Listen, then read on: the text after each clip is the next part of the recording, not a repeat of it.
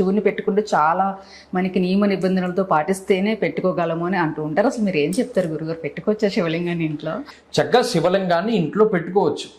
దానికి ఏంటంటే శివలింగం ఎప్పుడు ఎండిపోకూడదు. అందుకని ప్రతిరోజు ఓ చెంబుడు నీళ్లు పోసుకుంటూ ఉండండి.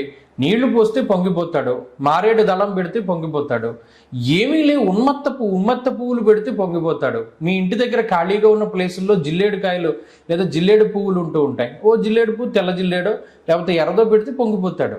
ఆ శివుడికి ప్రత్యేకమైన ఇదేం చేయాలని ఏమి లేదు. మన మనసులో భక్తి ఉంటే చూస్తాడు. కానీ ఎన్ని ఉపద్రవాలను నివారణ చేస్తాడో మహానుభావుడు మార్కండేయుడిని యముడు తీసుకెళ్ళడానికి వచ్చినప్పుడు యముణ్ణే చంపేసినటువంటి గొప్పవాడు. భక్తుల కోసం ఎంతటి దూరానికైనా వెళ్తాడు. కాబట్టి అటువంటి ఆయన విగ్రహాన్ని ఇంట్లో పెట్టుకోవడం వల్ల సమస్త దేవతలు మన ఇంట్లో ఉంటారు. అదృష్టం ఉండాలి మనకి పెట్టుకోవాలంటే. రాదు, నిజానికి లింగం ఎవరింట్లోకి రాదు. సాధారణంగా ఆ యోగం ఉండాలి కదా, ఉండాలి. అది శివార్చన చెయ్యాలి అనేటువంటి ఆలోచన కూడా రావాలి. ఆ ఆలోచన రాదు, ఆ శక్తి రాదు. ఒకటి చేస్తాడు ఆరంభ సూరత్వంతో, 2 రోజులు చేస్తాడు, 3 రోజులు చేస్తాడు. మనస్ఫూర్తిగా మనసులో లేకపోతే బీజం అది పనిచేయదు, ఎక్కువ కాలం సాగదు. కాబట్టి శివానుగ్రహం కావాలి.